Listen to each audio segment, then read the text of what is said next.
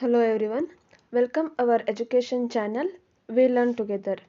ಈ ಒಂದು ವಿಡಿಯೋದಲ್ಲಿ ನಾವು ಜಿಯೋಗ್ರಫಿಗೆ ಸಂಬಂಧಪಟ್ಟಂತಹ ಕೆಲವೊಂದಿಷ್ಟು ಇಂಪಾರ್ಟೆಂಟ್ ಪ್ರಶ್ನೋತ್ತರಗಳನ್ನು ನೋಡ್ತಾ ಹೋಗೋಣ. ಸುಮಾರು ಒಂದು 100 ಕ್ವಶನ್ಗಳು ಇರುವಂಥದ್ದು ಒನ್ ಲೈನರ್ ಆನ್ಸರ್ ಅಥವಾ ಕ್ವಶನ್ ಆ್ಯಂಡ್ ಆನ್ಸರ್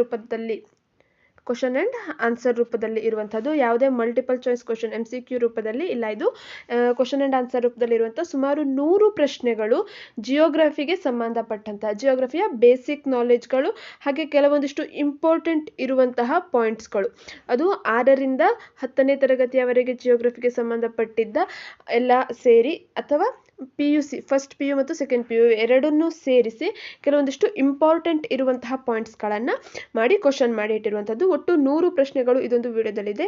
ಈ ಒಂದು ವಿಡಿಯೋವನ್ನು ನೋಡಿದ್ರೆ ಜಿಯೋಗ್ರಫಿಯ ಸುಮಾರು 8ರಿಂದ 10 ಪ್ರಶ್ನೆಗಳಿಗೆ ನೀವು ಈಸಿಯಾಗಿ ಉತ್ತರವನ್ನು ಫೈಂಡ್ ಮಾಡ್ಕೊಳ್ಬೋದು. ವಿಡಿಯೋವನ್ನು ಸ್ಟಾರ್ಟ್ ಮಾಡ್ತಾ ಹೋಗೋಣ. ಅದಕ್ಕೂ ಮೊದಲು ನೀವೇನು ನಮ್ಮ ಚಾನಲ್ಗೆ ಸಬ್ಸ್ಕ್ರೈಬ್ ಆಗದೇ ಇದ್ದರೆ ಅಥವಾ ನಮ್ಮ ಚಾನಲ್ಗೆ ನ್ಯೂ ಯೂಸರ್ ಆಗಿದ್ದರೆ ದಯವಿಟ್ಟು ನಮ್ಮ ಚಾನಲನ್ನು ಸಬ್ಸ್ಕ್ರೈಬ್ ಆಗಿ ಹಾಗೆ ಬೆಲ್ ಬಟನ್ ಒತ್ತುವ ಮೂಲಕ ನೋಟಿಫೈ ಆಗಿರಿ. ಫಸ್ಟ್ ಕ್ವಶನ್ಗಳನ್ನ ಈಗ ನೋಡ್ತಾ ಹೋಗೋಣ. ಜಿಯೋಗ್ರಫಿ ಪದದ ಮೂಲ ಭಾಷೆ ಮತ್ತು ಅದರ ಅರ್ಥ ಏನು? ಜಿಯೋಗ್ರಫಿ ಪದದ ಮೂಲ ಭಾಷೆ ಇದು ಗ್ರೀಕ್ ಭಾಷೆಯ ಜಿಯೋ ಮತ್ತು ಗ್ರಫೋಸ್ ಪದದಿಂದ ಬಂದಿದೆ. ಜಿಯೋ ಎಂದರೆ ಭೂಮಿ, ಗ್ರಫೋಸ್ ಎಂದರೆ ಅಧ್ಯಯನ ಅಥವಾ ವಿವರಣೆ. ಜಿಯೋಗ್ರಫಿ ಅಂದರೆ ಭೂಮಿಯ ಕುರಿತಾದ ಅಧ್ಯಯನ ಅಥವಾ ಭೂಗೋಳಶಾಸ್ತ್ರ ಅಂತ ಕರಿತೇವೆ. ನೆಕ್ಸ್ಟ್ 2ನೇ ಪ್ರಶ್ನೆ, ಸೌರಮಂಡಲದಲ್ಲಿ ಭೂಮಿಯ ಸ್ಥಾನ ಯಾವುದು? ಸೂರ್ಯನಿಂದ 3ನೇ ದೂರದಲ್ಲಿರುವಂತಹ ಗ್ರಹ ಆಗಿದೆ ಸೌರಮಂಡಲದಲ್ಲಿ ಭೂಮಿ. ಭೂಮಿಯ ಅಂದಾಜು ಆಯಸ್ಸು ವರ್ಷಗಳು 4.6 ಬಿಲಿಯನ್ ವರ್ಷಗಳು ಅಂದಾಜು ಆಯಸ್ಸು. ನೆಕ್ಸ್ಟ್, ಭೂಮಿಯ ವಿವಿಧ ಹೆಸರುಗಳು ಯಾವುವು? ಜಲಾವೃತ ಗ್ರಹ, ನೀಲಿ ಗ್ರಹ, ಮಾನವ ನಿರ್ಮಿತ ಹಸಿರು ಮನೆ ಗ್ರಹ, ವಿಶಿಷ್ಟ ಗ್ರಹ. ಇವೆಲ್ಲವೂ ಸಹ ಭೂಮಿಯ ವಿವಿಧ ಹೆಸರುಗಳು. ನೆಕ್ಸ್ಟ್, ಭೂಮಿಯ ಆಕಾರ ಯಾವುದು? ಭೂಮಿಯ ಆಕಾರ ಭೂಮ್ಯಾಕಾರ ಅಥವಾ ಜಿಯಾಯ್ಡ್ ಆಕಾರ.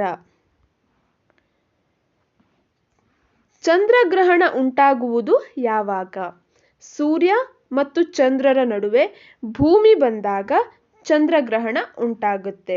ಸೂರ್ಯ ಮತ್ತು ಚಂದ್ರರ ನಡುವೆ ಭೂಮಿ ಬಂದಾಗ. ನೆಕ್ಸ್ಟ್ 7ನೇ ಪ್ರಶ್ನೆ, ಭೂಮಿಯ ನೆರಳು ಚಂದ್ರನ ಮೇಲೆ ಬೀಳುವುದನ್ನು ಮೊದಲ ಬಾರಿಗೆ ತಿಳಿಸಿದವರು ಯಾರು? ಅರಿಸ್ಟಾಟಲ್ ಅವರು ತಿಳಿಸ್ತಾರೆ ಭೂಮಿಯ ನೆರಳು ಚಂದ್ರನ ಮೇಲೆ ಬೀಳುವುದನ್ನ. ನೆಕ್ಸ್ಟ್, ಭೂಮಿಯ ಸುತ್ತಳತೆಯನ್ನು ಮೊಟ್ಟ ಮೊದಲ ಬಾರಿಗೆ ತಿಳಿಸಿದವರು ಯಾರು? ಭೂಮಿಯ ಸುತ್ತಳತೆಯನ್ನ ಮೊಟ್ಟ ಮೊದಲ ಬಾರಿಗೆ ತಿಳಿಸಿದವರು ಎರಾಟೋಸ್ಥೆನೀಸ್.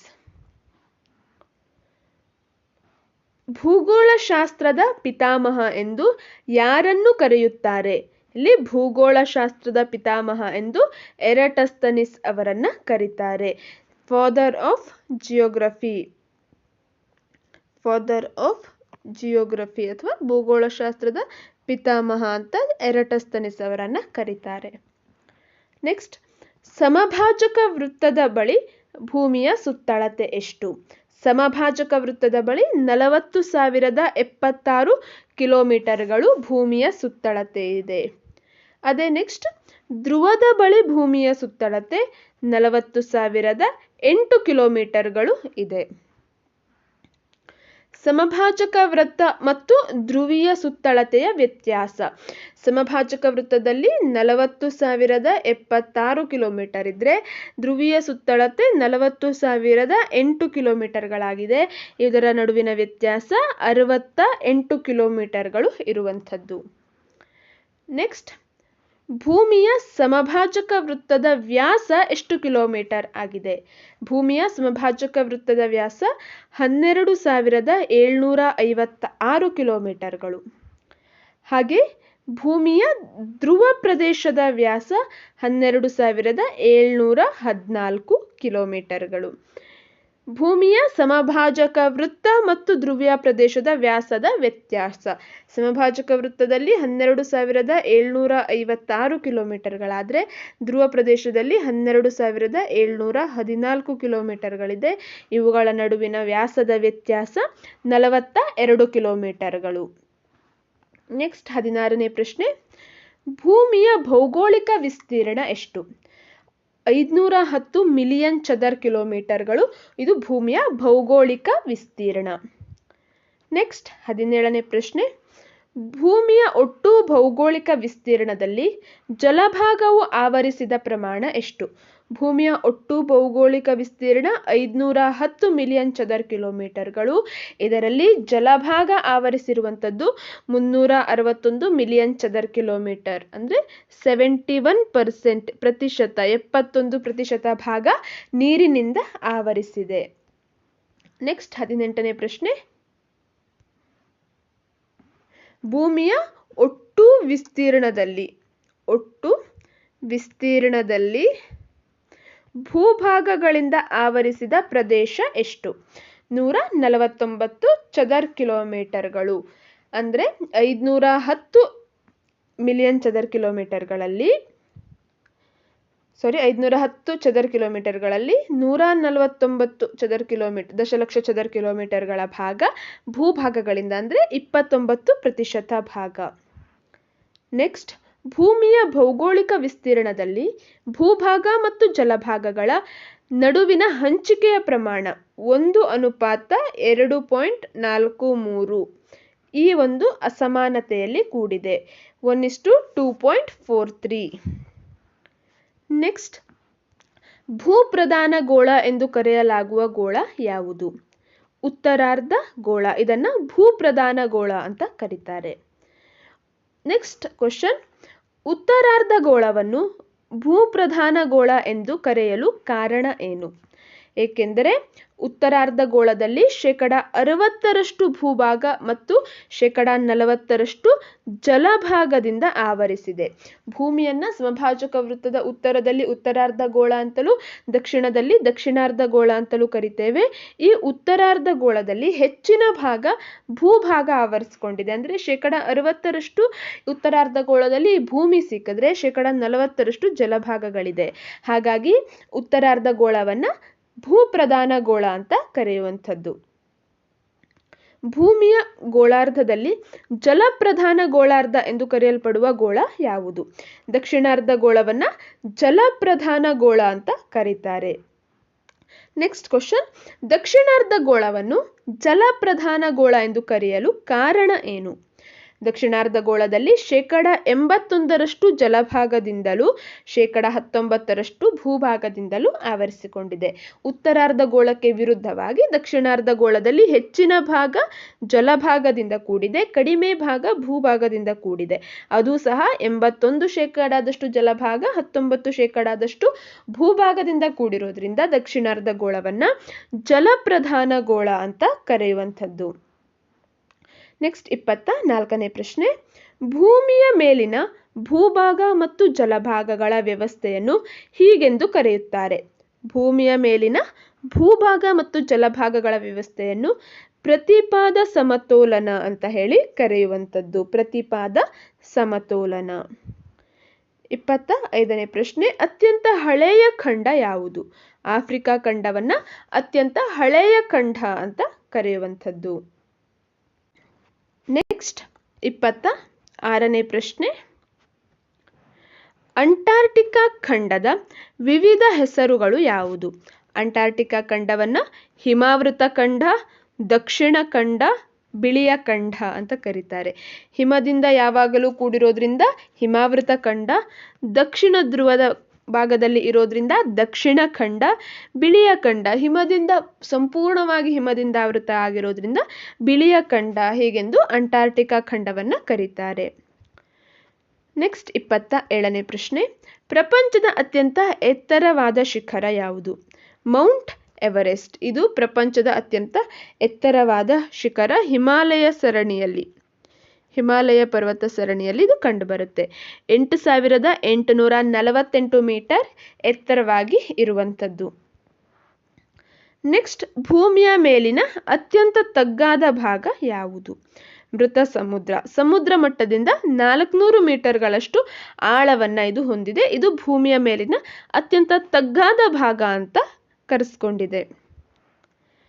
ನೆಕ್ಸ್ಟ್ 29ನೇ ಕ್ವಶನ್, ಅತ್ಯಂತ ವಿಶಾಲವಾದ ಹಾಗೂ ಆಳವಾದ ಸಾಗರ ಯಾವುದು? ಅತ್ಯಂತ ವಿಶಾಲವಾದ ಹಾಗೂ ಆಳವಾದ ಸಾಗರ ಪೆಸಿಫಿಕ್ ಮಹಾಸಾಗರ ಅಥವಾ ಪೆಸಿಫಿಕ್ ಸಾಗರ.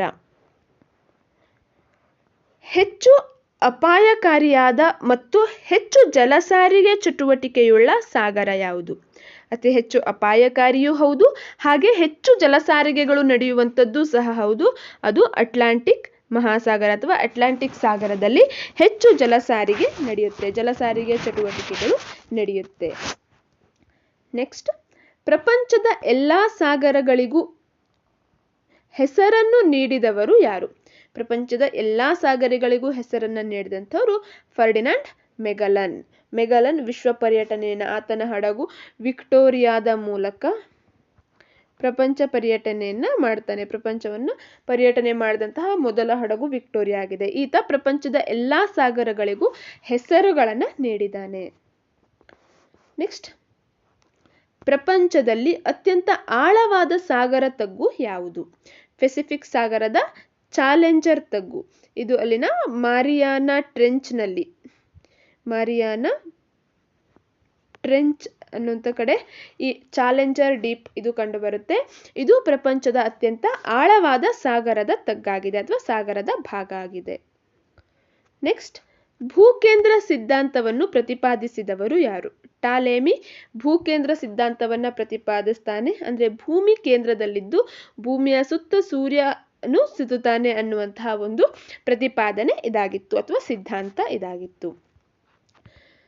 ಭೂಕೇಂದ್ರ ಸಿದ್ಧಾಂತವನ್ನು ತಿರಸ್ಕರಿಸಿ ಸೂರ್ಯಕೇಂದ್ರ ಸಿದ್ಧಾಂತವನ್ನು ಪ್ರತಿಪಾದಿಸಿದವನು ಯಾರು? ಇದನ್ನ ಸೂರ್ಯಕೇಂದ್ರ ಸಿದ್ಧಾಂತವನ್ನ ಪ್ರತಿಪಾದಿಸಿದವನು ಕೋಪರ್ನಿಕಸ್. ಆತ ಭೂಕೇಂದ್ರ ಸಿದ್ಧಾಂತವನ್ನು ತಿರಸ್ಕರಿಸಿ ಭೂಮಿ ಕೇಂದ್ರದಲ್ಲಿ ಇರುವುದಿಲ್ಲ, ಬದಲಾಗಿ ಸೂರ್ಯ ಕೇಂದ್ರದಲ್ಲಿ ಇರ್ತಾನೆ, ಸೂರ್ಯನ ಸುತ್ತ ಭೂಮಿ ಹಾಗೂ ಇತರೆ ಗ್ರಹಗಳು ಸುತ್ತುತ್ತವೆ ಅನ್ನುವಂಥದ್ದನ್ನ ಹೇಳ್ತಾನೆ. ನೆಕ್ಸ್ಟ್, ಭೂಮಿ ಅಂಡಾಕಾರದ ಕಕ್ಷೆಯನ್ನು ಹೊಂದಿದೆ ಎಂದು ಪ್ರತಿಪಾದಿಸಿದವನು ಯಾರು? ಕೆಪ್ಲರ್ನು ಭೂಮಿಯ ಆಕಾರ ಅಥವಾ ಭೂಮಿಯ ಕಕ್ಷೆ ಇರುವಂತಹ ಆಕಾರ ಅಂಡಾಕಾರ ಅಥವಾ ಭೂಮಿ ಸೂರ್ಯನನ್ನ ಅಂಡಾಕಾರದಲ್ಲಿ ಸುತ್ತುತ್ತಾ ಇದೆ ಅನ್ನುವಂಥದ್ದನ್ನ ಕೆಪ್ಲರ್ ತಿಳಿಸ್ತಾನೆ. ನೆಕ್ಸ್ಟ್, ಭೂಮಿ ತನ್ನ ಅಕ್ಷದ ಸುತ್ತಲೂ ಸುತ್ತುವುದಕ್ಕೆ ಹೀಗೆಂದು ಕರೆಯುವರು. ಭೂ ಅಕ್ಷ ಭ್ರಮಣೆ ಅಥವಾ ದೈನಂದಿನ ಚಲನೆ. ಭೂಮಿ ತನ್ನ ಅಕ್ಷದ ಸುತ್ತ ತಾನು ಸುತ್ತುವುದಕ್ಕೆ. ನೆಕ್ಸ್ಟ್ ಪ್ರಶ್ನೆ, ಉತ್ತರ ಮತ್ತು ದಕ್ಷಿಣ ಧ್ರುವಗಳನ್ನ ಸೇರಿಸುವಂತೆ ಭೂಮಧ್ಯದ ಮೂಲಕ ಎಳೆಯಬಹುದಾದ ಊಹಾ ರೇಖೆಗೆ ಹೀಗೆಂದು ಕರೆಯುತ್ತಾರೆ. ಭೂಮಿಯ ಅಕ್ಷ ಅಂತ ಕರೀತಾರೆ. ಭೂಮಿಯ ಅಕ್ಷ ಅಂದ್ರೇನು? ಉತ್ತರ ಮತ್ತು ದಕ್ಷಿಣ ಧ್ರುವಗಳನ್ನು ಸೇರಿಸುವಂತೆ ಭೂಮಧ್ಯ ರೇಖೆಯ ಮೂಲಕ ಎಳೆಯಬಹುದಾದ ಊಹಾ ರೇಖೆ. 38ನೇ ಪ್ರಶ್ನೆ, ಭೂಮಿ ತನ್ನ ಅಕ್ಷದ ಸುತ್ತ ತಿರುಗಲು ವಾಸ್ತವವಾಗಿ ತೆಗೆದುಕೊಳ್ಳುವ ಕಾಲ ಎಷ್ಟು? ಆಕ್ಚುಯಲ್ ಆಗಿ ಎಷ್ಟು ಟೈಮ್ ಬೇಕು? ನಾವು 24 ಗಂಟೆ ಅಂತ ಹೇಳ್ತೇವೆ, ಆದರೆ ಕರೆಕ್ಟ್ ಟೈಮ್ ಎಷ್ಟು? 23 ಗಂಟೆ 56 ನಿಮಿಷ ಹಾಗೂ 4.09 ಸೆಕೆಂಡ್ಗಳು ಭೂಮಿ ತನ್ನ ಅಕ್ಷದ ಸುತ್ತ ಒಂದು ಸುತ್ತು ತಿರುಗಲಿಕ್ಕೆ ವಾಸ್ತವವಾಗಿ ತೆಗೆದುಕೊಳ್ಳುವಂತಹ ಸಮಯ ಆಗಿದೆ. ನೆಕ್ಸ್ಟ್, ನಾಕ್ಷತ್ರಿಕ ದಿನ ಎಂದರೇನು? ಭೂಮಿ ತನ್ನ ಅಕ್ಷದ ಸುತ್ತ ತಿರುಗಲು ವಾಸ್ತವವಾಗಿ ತೆಗೆದುಕೊಳ್ಳುವ ಕಾಲವನ್ನ ಒಂದು ನಾಕ್ಷತ್ರಿಕ ದಿನ ಅಂತ ಕರಿತೇವೆ. ಅಂದ್ರೆ 23 ಗಂಟೆ 56 ನಿಮಿಷ 4.09 ಸೆಕೆಂಡ್ಗಳನ್ನ ಒಂದು ನಾಕ್ಷತ್ರಿಕ ದಿನ ಅಂತ ಕರೆಯುವಂಥದ್ದು. ನೆಕ್ಸ್ಟ್, ಸೂರ್ಯನಿಗೆ ಸಂಬಂಧಿಸಿದಂತೆ ಭೂಮಿಯ ದೈನಂದಿನ ಚಲನೆಯ ಸರಾಸರಿ ಅವಧಿ 24 ಗಂಟೆಗಳು. ನೆಕ್ಸ್ಟ್, ಸೂರ್ಯನಿಗೆ ಸಂಬಂಧಿಸಿದಂತೆ ಭೂಮಿಯ ದೈನಂದಿನ ಚಲನೆಯ ಸರಾಸರಿ ಅವಧಿಯನ್ನು ಹೀಗೆಂದು ಕರೆಯುತ್ತಾರೆ.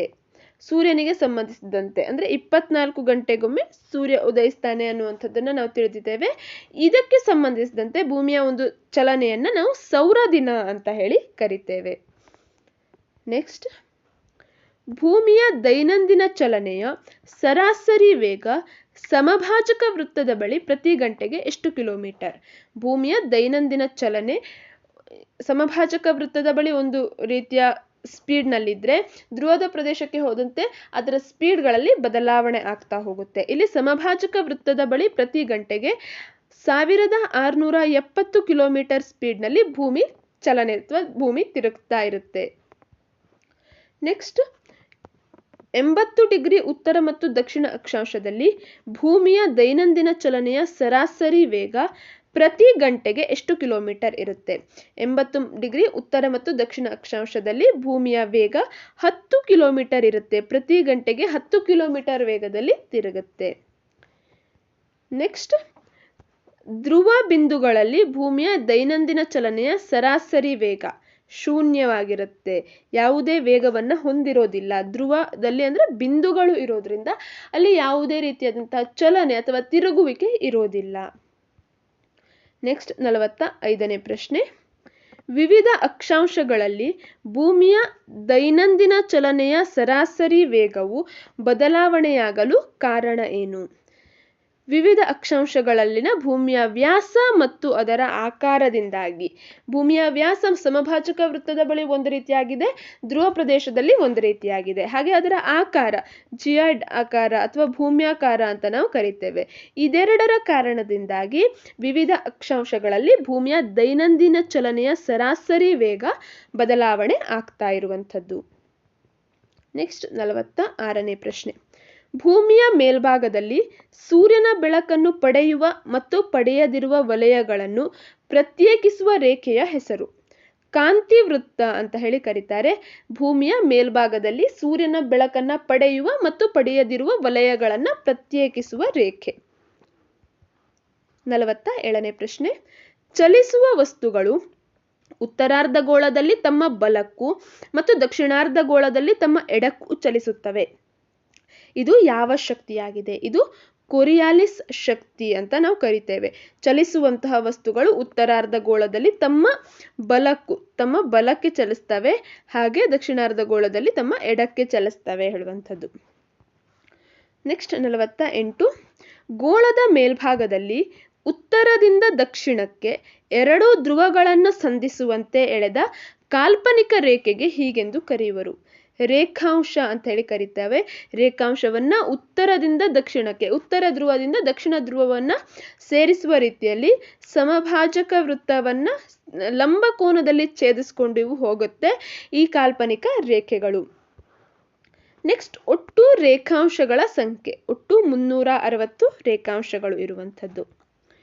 ಒಂದು ರೇಖಾಂಶದಿಂದ ಇನ್ನೊಂದು ರೇಖಾಂಶಕ್ಕೆ ಸೂರ್ಯನ ಬೆಳಕು ಬೀಳುವ ಅವಧಿಯ ವ್ಯತ್ಯಾಸ 4 ನಿಮಿಷಗಳು. ಒಂದು ರೇಖಾಂಶದಿಂದ ಇನ್ನೊಂದು ರೇಖಾಂಶಕ್ಕೆ 111 ಕಿಲೋಮೀಟರ್ಗಳ ಸಮಭಾಜಕ ವೃತ್ತದಲ್ಲಿ ಒಂದು ರೇಖಾಂಶದಿಂದ ಇನ್ನೊಂದು ರೇಖಾಂಶದ ನಡುವಿನ ಅಂತರ 111 ಕಿಲೋಮೀಟರ್ಗಳಾಗಿದೆ. ಇಲ್ಲಿ ಒಂದು ರೇಖಾಂಶದಿಂದ ಇನ್ನೊಂದು ರೇಖಾಂಶಕ್ಕೆ ಬೆಳಕು ಸಾಗಲಿಕ್ಕೆ 4 ನಿಮಿಷಗಳ ಅವಶ್ಯಕತೆ ಇದೆ.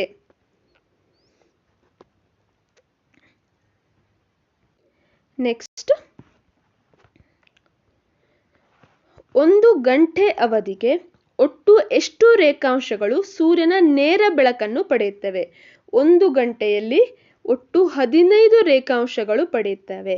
ಹೇಗೆ ಅಂದರೆ 15 ರೇಖಾಂಶಗಳು ಒಂದು ರೇಖಾಂಶವನ್ನು ದಾಟಲಿಕ್ಕೆ 4 ನಿಮಿಷ ಬೇಕು. ಅಂದರೆ 15 ರೇಖಾಂಶವನ್ನು ದಾಟಲಿಕ್ಕೆ 60 ನಿಮಿಷಗಳು ಬೇಕಾಗುತ್ತೆ. ಒಂದು ತಾಸಿಗೆ 60 ನಿಮಿಷಗಳಾಗಿರೋದ್ರಿಂದ ಒಂದು ಗಂಟೆಯ ಅವಧಿಗೆ ಒಟ್ಟು 15 ರೇಖಾಂಶಗಳು ಸೂರ್ಯನ ನೇರ ಬೆಳಕನ್ನು ಪಡೆಯುತ್ತವೆ.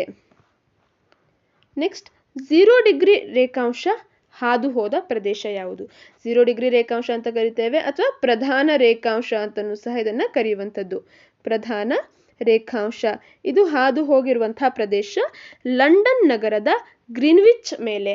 ಹಾಗಾಗಿ ಇದನ್ನ ಗ್ರೀನ್ವಿಚ್ ರೇಖೆ ಅಥವಾ ಗ್ರೀನ್ವಿಚ್ ರೇಖೆ ಲೈನ್ ಅಂತಲೂ ಸಹ ಕರೆಯುವಂಥದ್ದು. ನೆಕ್ಸ್ಟ್, ಭಾರತದ ಪ್ರಮಾಣ ವೇಳೆ ಆಧರಿಸಿರುವುದು ಯಾವ ರೇಖಾಂಶವನ್ನ?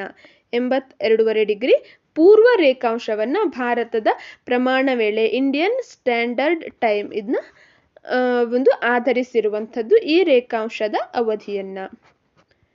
ನೆಕ್ಸ್ಟ್, 82.5 ಡಿಗ್ರಿ ಪೂರ್ವ ರೇಖಾಂಶ ಯಾವ ಪ್ರದೇಶದ ಮೇಲೆ ಹಾದು ಹೋಗಿದೆ ಭಾರತದಲ್ಲಿ? ಇದು ಉತ್ತರ ಪ್ರದೇಶದ ಅಲಹಾಬಾದ್ ಅಥವಾ ಪ್ರಯಾಗ್, ಈಗಿನ ಪ್ರಯಾಗ್ ಅಥವಾ ಪ್ರಯಾಗ್ರಾಜ್ ಇದರ ಮೇಲೆ ಹಾದು ಹೋಗಿರುವಂಥದ್ದು 82.5 ಡಿಗ್ರಿ ಪೂರ್ವ ರೇಖಾಂಶ. 55ನೇ ಪ್ರಶ್ನೆ. ಅಂತಾರಾಷ್ಟ್ರೀಯ ದಿನಾಂಕ ರೇಖೆ ಇರುವ ಸಾಗರ ಯಾವುದು? ಇದು ಪೆಸಿಫಿಕ್ ಸಾಗರ. ಪೆಸಿಫಿಕ್ ಸಾಗರದಲ್ಲೂ ಇದನ್ನ ಕೆಲವೊಂದು ಕಡೆ ಅಂಕುಡೊಂಕಾಗಿ ಮಾರ್ಕನ್ನು ಮಾಡಿದ್ದಾರೆ ಈ ಒಂದು ಅಂತಾರಾಷ್ಟ್ರೀಯ ದಿನಾಂಕ ರೇಖೆಯನ್ನು. ಕಾರಣ ಏನು ಅಂದರೆ ಅದಕ್ಕೆ ಭೂಭಾಗವನ್ನು ತಪ್ಪಿಸುವ ಸಲುವಾಗಿ ಪೆಸಿಫಿಕ್ ಸಾಗರದಲ್ಲಿ ಈ ಅಂತಾರಾಷ್ಟ್ರೀಯ ದಿನಾಂಕ ರೇಖೆಯನ್ನು ಕೆಲವೊಂದು ಕಡೆ ಭೂಭಾಗಗಳು ಬರುವಂತಹ ಕಡೆಯಲ್ಲಿ ಅಂಕುಡೊಂಕಾಗಿ ಎಳೆದಿದ್ದಾರೆ. ನೆಕ್ಸ್ಟ್ 56ನೇ ಪ್ರಶ್ನೆ. ದಿಕ್ಸೂಚಿಯ ಮುಳ್ಳಿನ ಒಂದು ತುದಿ ಯಾವಾಗಲೂ ಉತ್ತರದ ಕಡೆ ನಿರ್ದೇಶಿಸಲು ಕಾರಣ ಏನು? ಉತ್ತರ ಧ್ರುವದಲ್ಲಿ ಆಯಸ್ಕಾಂತೀಯ ಆಕರ್ಷಣೆ ಹೆಚ್ಚಾಗಿರೋದ್ರಿಂದ ದಿಕ್ಸೂಚಿಯ ಮುಳ್ಳಿನ ಒಂದು ತುದಿ ಯಾವಾಗಲೂ ಉತ್ತರದ ಕಡೆಗೆ ನಿರ್ದೇಶಿಸ್ತಾ ಇರುತ್ತೆ. ನೆಕ್ಸ್ಟ್, ಭೂಮಿ ತನ್ನ ಅಕ್ಷದ ಸುತ್ತ ಸುತ್ತುತ್ತಾ ಸೂರ್ಯನ ಸುತ್ತಲೂ ಸುತ್ತುವುದನ್ನು ಏನೆಂದು ಕರೆಯುತ್ತಾರೆ? ಭೂಮಿ ತನ್ನ ಅಕ್ಷದ ಸುತ್ತ ತಾನು ಸುತ್ತುತ್ತಾ ಜೊತೆಗೆ ಸೂರ್ಯನ ಸುತ್ತಲೂ ಸುತ್ತುವುದನ್ನು ಕರೆಯುವಂಥದ್ದು ಭೂ ಪರಿಭ್ರಮಣೆ ಅಂತ ಕರೀತಾರೆ. ಭೂಮಿ ಸೂರ್ಯನ ಸುತ್ತ ಸುತ್ತುವ ನಿರ್ದಿಷ್ಟ ಮಾರ್ಗವನ್ನು ಏನೆಂದು ಕರೆಯುತ್ತಾರೆ? ಭೂಮಿ ಸೂರ್ಯನ ಸುತ್ತ ಸುತ್ತುವ ಒಂದು ನಿರ್ದಿಷ್ಟ ಮಾರ್ಗವನ್ನು ಭೂಪಥ ಅಂತ ಹೇಳಿ ಕರೀತಾರೆ. ಭೂಪಥದ ಉದ್ದ ಎಷ್ಟು? ಭೂಪಥದ ಒಟ್ಟು ಉದ್ದ 927 ಮಿಲಿಯನ್ ಕಿಲೋಮೀಟರ್ಗಳು. ನೆಕ್ಸ್ಟ್ 60ನೇ ಪ್ರಶ್ನೆ. ಭೂ ಪರಿಭ್ರಮಣದ ಸರಾಸರಿ ವೇಗ ಎಷ್ಟು? 29.8 ಕಿಲೋಮೀಟರ್ ಪ್ರತಿ ಸೆಕೆಂಡಿಗೆ ಅಥವಾ 1,07,000 ಕಿಲೋಮೀಟರ್ ಪ್ರತಿ ಗಂಟೆಗೆ. ಇದು ಭೂ ಪರಿಭ್ರಮಣೆ, ಭೂಮಿ ಸೂರ್ಯನ ಸುತ್ತ ಸುತ್ತುವ ವೇಗ ಆಗಿದೆ. ನೆಕ್ಸ್ಟ್ 61ನೇ ಪ್ರಶ್ನೆ. ಭೂಮಿ ಸೂರ್ಯನ ಸುತ್ತ ಸುತ್ತಲೂ ತೆಗೆದುಕೊಳ್ಳುವ ವಾಸ್ತವ ಅವಧಿ ಎಷ್ಟು? 365 ದಿನಗಳು, 6 ಗಂಟೆ, 9 ನಿಮಿಷ ಮತ್ತು 9.545 ಸೆಕೆಂಡ್ಗಳು. ಇದನ್ನು ವಾಸ್ತವ ಅವಧಿ ಅಂತ ಹೇಳಿ ಕರಿತೇವೆ. ಭೂಮಿ ಸೂರ್ಯನ ಸುತ್ತ ಪರಿಭ್ರಮಿಸಲು ತೆಗೆದುಕೊಳ್ಳುವ ವಾಸ್ತವ ಅವಧಿಯನ್ನು ಏನಂತ ಕರೀತಾರೆ?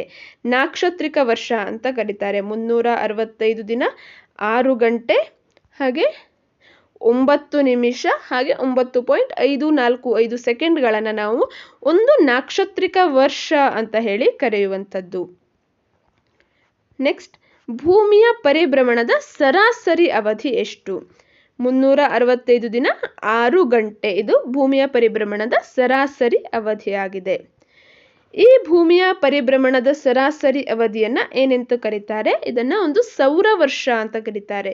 365 ದಿನ, 6 ಗಂಟೆಯನ್ನು ಒಂದು ಸೌರ ವರ್ಷ ಅಂತ ಕರೆದ್ರೆ 365 ದಿನ, 6 ಗಂಟೆ, 9 ನಿಮಿಷ, 9.545 ಸೆಕೆಂಡ್ಗಳು. ಇದನ್ನು ಒಂದು ನಾಕ್ಷತ್ರಿಕ ವರ್ಷ ಅಂತ ಹೇಳಿ ಕರೀತಾರೆ. ನೆಕ್ಸ್ಟ್, ಅಧಿಕ ವರ್ಷದಲ್ಲಿ ಯಾವ ತಿಂಗಳು ಒಂದು ದಿನವನ್ನು ಹೆಚ್ಚು ಪಡೆಯುವುದು? ಫೆಬ್ರವರಿ ತಿಂಗಳಿನಲ್ಲಿ ಒಂದು ದಿನ ಹೆಚ್ಚು ಇರುತ್ತೆ. ಕಾಮನ್ ಆಗಿ 28 ದಿನಗಳಿದ್ರೆ ಅಧಿಕ ವರ್ಷದಲ್ಲಿ 29 ದಿನಗಳು ಇರುವಂಥದ್ದು. ಪ್ರತಿ 4 ವರ್ಷಗಳಿಗೊಮ್ಮೆ ಈ ಅಧಿಕ ವರ್ಷ ಅನ್ನುವಂಥದ್ದು ಬರುತ್ತೆ. ಭೂಮಿ ಮತ್ತು ಸೂರ್ಯರ ನಡುವೆ ಇರುವ ಸರಾಸರಿ ಅಂತರ ಎಷ್ಟು? 150 ಮಿಲಿಯನ್ ಕಿಲೋಮೀಟರ್ಗಳಷ್ಟು ಭೂಮಿ ಮತ್ತು ಸೂರ್ಯರ ನಡುವೆ ಇರುವಂತಹ ಅಂತರ ಆಗಿದೆ. ಭೂಮಿಯು ಸೂರ್ಯನಿಗೆ ಹತ್ತಿರದಲ್ಲಿ ಕಂಡುಬರುವ ದಿನಾಂಕ ಯಾವುದು? ಜನವರಿ 3ರಂದು ಭೂಮಿಯು ಸೂರ್ಯನಿಗೆ ಹತ್ತಿರದಲ್ಲಿ ಬಂದಂತೆ ಗೋಚರ ಆಗುತ್ತೆ. ಭೂಮಿ ಸೂರ್ಯನಿಗೆ ಹತ್ತಿರದಲ್ಲಿ ಕಂಡುಬರುವುದನ್ನು ಏನೆಂದು ಕರೀತಾರೆ? ಜನವರಿ 3ರಂದು ಭೂಮಿ ಸೂರ್ಯನಿಗೆ ಹತ್ತಿರದಲ್ಲಿ ಕಂಡುಬರುತ್ತೆ.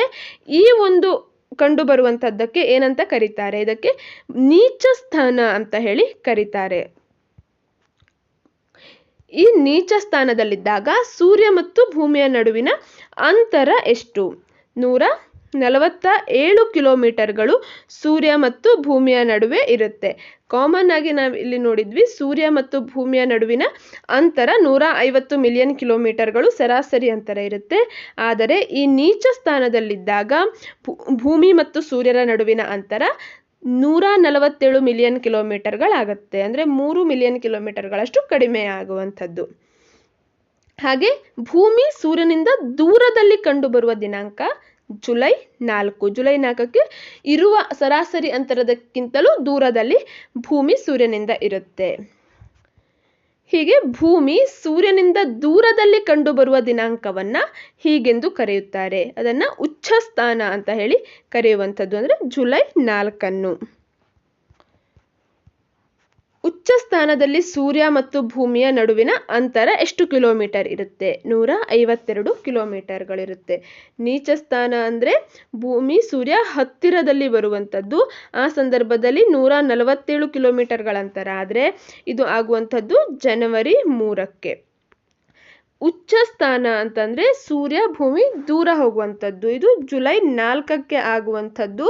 ಈ ಸಂದರ್ಭದಲ್ಲಿ ಭೂಮಿ ಮತ್ತು ಸೂರ್ಯರ ನಡುವಿನ ಅಂತರ 152 ಮಿಲಿಯನ್ ಕಿಲೋಮೀಟರ್ಗಳಷ್ಟು ಇರುತ್ತೆ. ನೆಕ್ಸ್ಟ್, ಭೂ ಅಕ್ಷವು ಭೂಮಿಯ ಪಥಕ್ಕೆ ಎಷ್ಟು ಕೋನ ಓರೆಯಾಗಿದೆ? 66.5 ಡಿಗ್ರಿಯಷ್ಟು ಭೂ ಅಕ್ಷವು ಭೂಮಿಯ ಪಥಕ್ಕೆ ಓರೆಯಾಗಿ ಇರುವಂಥದ್ದು. ಜೂನ್ 21 ಸೂರ್ಯನ ನೇರವಾದ ಕಿರಣಗಳು ಯಾವ ಅಕ್ಷಾಂಶದ ಮೇಲೆ ಬೀಳುತ್ತೆ? ಕರ್ಕಾಟಕ ಸಂಕ್ರಾಂತಿ ವೃತ್ತದ ಮೇಲೆ ಜೂನ್ 21 ಸೂರ್ಯನ ನೇರವಾದ ಕಿರಣಗಳು ಬೀಳುತ್ತೆ. ಅಂದ್ರೆ 22.5 ಡಿಗ್ರಿ ಉತ್ತರ ಅಕ್ಷಾಂಶದ ಮೇಲೆ ಸೂರ್ಯನ ನೇರ ಕಿರಣಗಳು ಬೀಳುತ್ತೆ.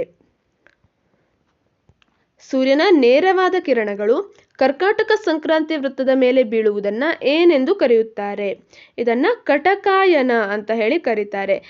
ಜೂನ್ 21 ಸೂರ್ಯನ ನೇರವಾದ ಕಿರಣಗಳು ಕರ್ಕಾಟಕ ಸಂಕ್ರಾಂತಿ ವೃತ್ತದ ಮೇಲೆ ಬೀಳುತ್ತೆ.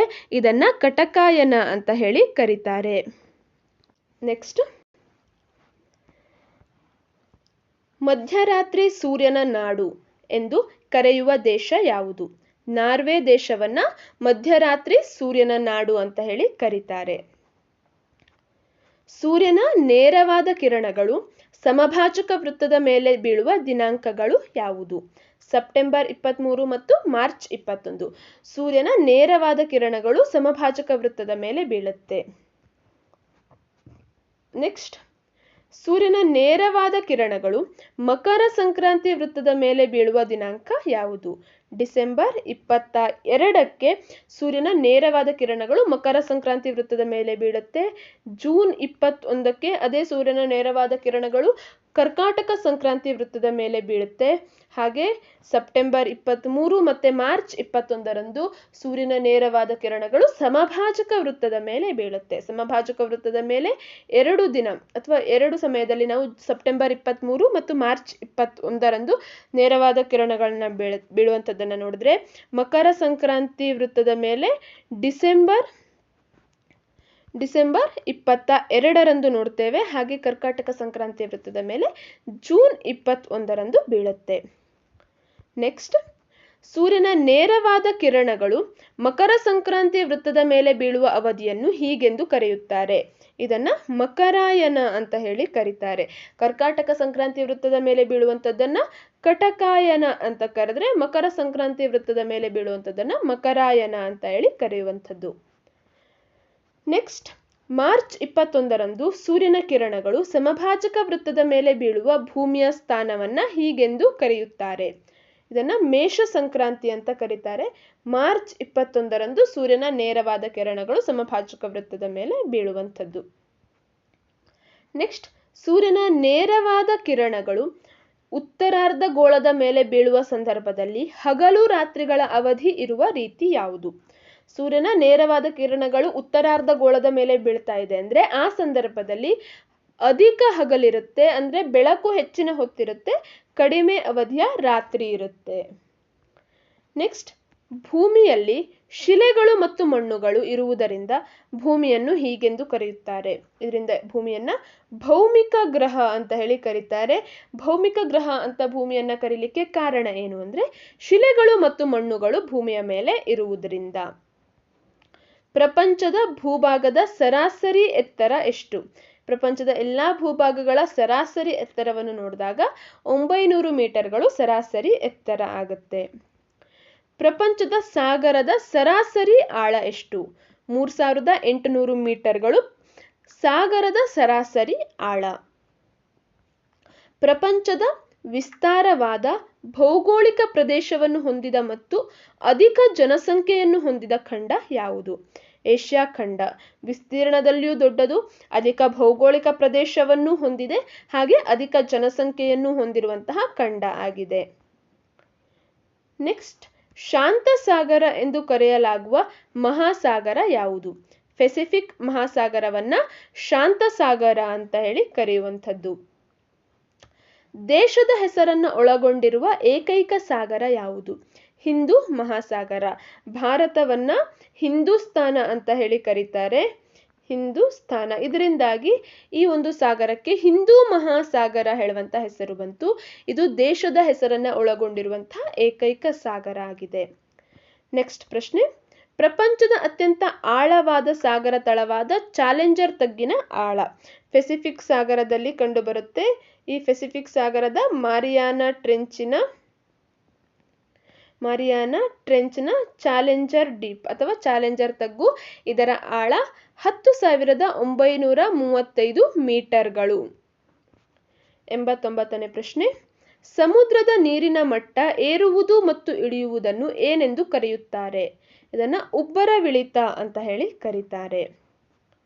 ಮಾರುತಗಳು ಉತ್ತರಾರ್ಧಗೋಳದಲ್ಲಿ ತಮ್ಮ ಬಲಕ್ಕೆ ಮತ್ತು ದಕ್ಷಿಣಾರ್ಧಗೋಳದಲ್ಲಿ ತಮ್ಮ ಎಡಕ್ಕೆ ಚಲಿಸಲು ಕಾರಣ ಏನು? ಭೂಮಿ ತನ್ನ ಅಕ್ಷದಲ್ಲಿ ಪಶ್ಚಿಮದಿಂದ ಪೂರ್ವದ ಕಡೆಗೆ ಚಲಿಸುವಂತದ್ದಕ್ಕಾಗಿ ಮಾರುತಗಳು ಉತ್ತರಾರ್ಧಗೋಳದಲ್ಲಿ ತಮ್ಮ ಬಲಕ್ಕೆ ಹಾಗೆ ದಕ್ಷಿಣಾರ್ಧಗೋಳದಲ್ಲಿ ತಮ್ಮ ಎಡಕ್ಕೂ ಚಲಿಸುವಂತ ಇರುತ್ತೆ.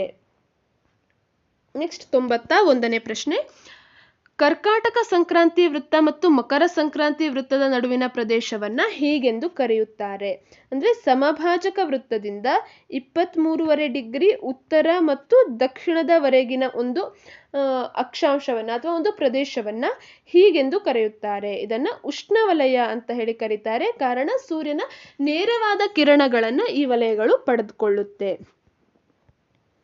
ನೆಕ್ಸ್ಟ್, ಕರ್ಕಾಟಕ ಸಂಕ್ರಾಂತಿ ವೃತ್ತದಿಂದ ಆರ್ಕ್ಟಿಕ್ ವೃತ್ತದವರೆಗೆ ಮತ್ತು ಮಕರ ಸಂಕ್ರಾಂತಿ ವೃತ್ತದಿಂದ ಅಂಟಾರ್ಟಿಕ್ ವೃತ್ತದವರೆಗೆ ಈ ಪ್ರದೇಶವನ್ನ ಏನೆಂದು ಕರೀತಾರೆ? ಅಂದ್ರೆ 23.5 ಡಿಗ್ರಿ ಉತ್ತರ ಅಕ್ಷಾಂಶದಿಂದ 66.5 ಡಿಗ್ರಿ ಉತ್ತರ ಅಕ್ಷಾಂಶ ಹಾಗೆ 23.5 ಡಿಗ್ರಿ ದಕ್ಷಿಣ ಅಕ್ಷಾಂಶದಿಂದ 66.5 ಡಿಗ್ರಿ ದಕ್ಷಿಣ ಅಕ್ಷಾಂಶದವರೆಗಿನ ಒಂದು ಭಾಗವನ್ನ ಸಮಶೀತೋಷ್ಣ ವಲಯ ಅಂತ ಕರೆಯುವಂಥದ್ದು.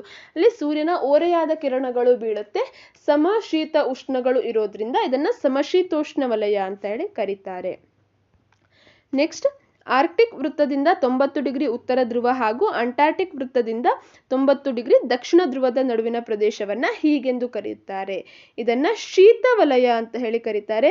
ಸೂರ್ಯನ ಅತಿ ಓರೆಯಾದ ಕಿರಣಗಳು ಅಥವಾ ಸೂರ್ಯನ ಕಿರಣಗಳು ಅತಿ ಕಡಿಮೆ ಪ್ರಮಾಣದಲ್ಲಿ ತಲುಪುವಂತಹ ಪ್ರದೇಶ ಆಗಿರೋದ್ರಿಂದ ಇಲ್ಲಿ ಹೆಚ್ಚಿನ ಪಾಲು ಶೀತದಿಂದ ಕೂಡಿರೋದ್ರಿಂದ ಇದನ್ನ ಶೀತ ವಲಯ ಅಂತ ಹೇಳಿ ಕರೆಯುವಂಥದ್ದು. ನೆಕ್ಸ್ಟ್, ಭೂಮಿಯ ಒಂದು ನೈಸರ್ಗಿಕ ಉಪಗ್ರಹ ಯಾವುದು? ಭೂಮಿಯ ನೈಸರ್ಗಿಕ ಉಪಗ್ರಹ ಚಂದ್ರ. 95ನೇ ಪ್ರಶ್ನೆ, ಭೂಮಿಯ ಆಕಾರದ ಬಗ್ಗೆ ಇರುವ ಅತ್ಯಂತ ಹಳೆಯ ನಿದರ್ಶನ ಯಾವುದು? ಇದು ಚಂದ್ರಗ್ರಹಣ ಭೂಮಿಯ ಆಕಾರದ ಬಗ್ಗೆ ಇರುವಂತಹ ಹಳೆಯ ನಿದರ್ಶನ ಆಗಿದೆ. ನೆಕ್ಸ್ಟ್ 96ನೇ ಪ್ರಶ್ನೆ, ಫರ್ಡಿನಂಡ್ ಮೆಗಲನ್ ವಿಶ್ವ ಪರ್ಯಟನೆಯನ್ನು ಮಾಡಿದ ಹಡಗಿನ ಹೆಸರು ಯಾವುದು? ವಿಕ್ಟೋರಿಯಾ ಹಡಗು. ಫರ್ಡಿನಂಡ್ ಮೆಗಲನ್ ವಿಶ್ವ ಪರ್ಯಟನೆಯನ್ನ ಮಾಡ್ತಾನೆ ಮೊದಲು, ಆತನ ಹಡಗು ವಿಕ್ಟೋರಿಯಾ ಹಡಗು. ಭೂ ಅಕ್ಷದ ಓಲುವಿಕೆಯನ್ನು ಲೆಕ್ಕಾಚಾರ ಹಾಕಿದ ಮೊದಲಿಗರು ಯಾರು? ಭೂಮಿ ತನ್ನ ಅಕ್ಷದಲ್ಲಿ ಓಲಿಕೊಂಡಿದೆ ಅಥವಾ ಓರೆಯಾಗಿದೆ ಅನ್ನುವಂಥದ್ದನ್ನ ಲೆಕ್ಕಾಚಾರ ಹಾಕಿದವರು ಎರಾಟಸ್ತನೀಸ್. ನೆಕ್ಸ್ಟ್, ಪ್ರಪಂಚದ ಮೊದಲ ನಕ್ಷೆಯನ್ನು ರಚಿಸಿದವರು ಯಾರು? ಪ್ರಪಂಚದ ಮೊದಲ ನಕ್ಷೆಯನ್ನು ರಚಿಸಿದವರು ಸಹ ಎರಾಟಸ್ತನೀಸ್.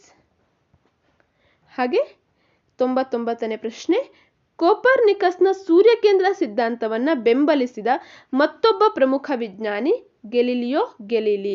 ಈತ ಕೋಪರ್ನಿಕಸ್ ಹೇಳಿದಂತೆ ಸೂರ್ಯಕೇಂದ್ರ ಸಿದ್ಧಾಂತವನ್ನ ಪ್ರತಿಪಾದನೆಯನ್ನ ಮಾಡ್ತಾನೆ ಅಥವಾ ಅದನ್ನ ಬೆಂಬಲಿಸ್ತಾನೆ. ನೆಕ್ಸ್ಟ್ 100ನೇ ಪ್ರಶ್ನೆ, ಕೊನೆಯ ಪ್ರಶ್ನೆ, ಅಂತಾರಾಷ್ಟ್ರೀಯ ದಿನಾಂಕ ರೇಖೆಯನ್ನು ಯಾಕೆ ಬಳಸುತ್ತಾರೆ? ಅಂತಾರಾಷ್ಟ್ರೀಯ ದಿನಾಂಕ ರೇಖೆ ಅಂದ್ರೆ 0 ಡಿಗ್ರಿ ರೇಖಾಂಶದ ವಿರುದ್ಧದಲ್ಲಿ ಇರುವಂತಹ 180 ಡಿಗ್ರಿ ರೇಖಾಂಶವನ್ನ ಅಂತಾರಾಷ್ಟ್ರೀಯ ದಿನಾಂಕ ರೇಖೆ ಅಂತ ಕರಿತೇವೆ. ಇದನ್ನ ಬಳಸಲಿಕ್ಕೆ ಕಾರಣ ಏನು ಅಂದ್ರೆ ಅಂತಾರಾಷ್ಟ್ರೀಯ ದಿನಾಂಕ ರೇಖೆಯ ಪೂರ್ವ ಮತ್ತು ಪಶ್ಚಿಮಕ್ಕೆ ಇರುವ ದಿನಾಂಕ ಮತ್ತು ದಿನದ ವ್ಯತ್ಯಾಸವನ್ನ ಗುರುತಿಸ್ಲಿಕ್ಕಾಗಿ. ಈ ಅಂತಾರಾಷ್ಟ್ರೀಯ ದಿನಾಂಕ ರೇಖೆಯನ್ನು ದಾಟಿದ ತಕ್ಷಣ ನಾವು ನಮ್ಮ ಗಡಿಯಾರದಲ್ಲಿ ಅಥವಾ ಕ್ಯಾಲೆಂಡರ್ನಲ್ಲಿ ಮೊಬೈಲ್ನಲ್ಲಿ ದಿನಾಂಕವನ್ನ ಬದಲು ಮಾಡ್ಕೋಬೇಕಾಗತ್ತೆ, ದಿನವನ್ನ ಬದಲು ಮಾಡ್ಕೊಳ್ಬೇಕಾಗತ್ತೆ. ಈ ಸಮಯದ ಗೊಂದಲವನ್ನ ತಪ್ಪಿಸ್ಲಿಕ್ಕಾಗಿ ಅಂತಾರಾಷ್ಟ್ರೀಯ ದಿನಾಂಕ ರೇಖೆಯನ್ನ ಬಳಸ್ತಾರೆ. ಒಟ್ಟು ಈ ಒಂದು ವಿಡಿಯೋದಲ್ಲಿ ನಾವು 100 ಪ್ರಶ್ನೆಗಳನ್ನು ನೋಡಿದ್ವಿ. 100 ಪ್ರಶ್ನೆಗಳು ಜಿಯೋಗ್ರಫಿಗೆ ಸಂಬಂಧಪಟ್ಟಂತಹ ಬಹಳ ಇಂಪಾರ್ಟೆಂಟ್ ಇರುವಂತಹ ಪ್ರಶ್ನೆಗಳಾಗಿದ್ವು. ಇದೇ ರೀತಿಯಾಗಿ ನೆಕ್ಸ್ಟ್ ವಿಡಿಯೋದಲ್ಲಿ ಇನ್ನೂ ಅನೇಕ ಪಾಯಿಂಟ್ಸ್ಗಳನ್ನ ಅಥವಾ ಇಂಪಾರ್ಟೆಂಟ್ ಇರುವಂತಹ ಕ್ವಶನ್ ಆನ್ಸರ್ಗಳನ್ನ ನೋಡ್ತಾ ಹೋಗೋಣ. Thank you for watching our ವಿಡಿಯೋವನ್ನು ಲೈಕ್ ಮಾಡಿ, ಶೇರ್ ಮಾಡಿ. ಹಾಗೆ ಯಾರು ನಮ್ಮ ಚಾನಲನ್ನು ಇನ್ನೂ ಸಬ್ಸ್ಕ್ರೈಬ್ ಆಗದೆ ವಿಡಿಯೋವನ್ನು ನೋಡ್ತಾ ಇದ್ದೀರೋ ದಯವಿಟ್ಟು ನಮ್ಮ ಚಾನಲನ್ನು ಸಬ್ಸ್ಕ್ರೈಬ್ ಆಗಿ. Thank you.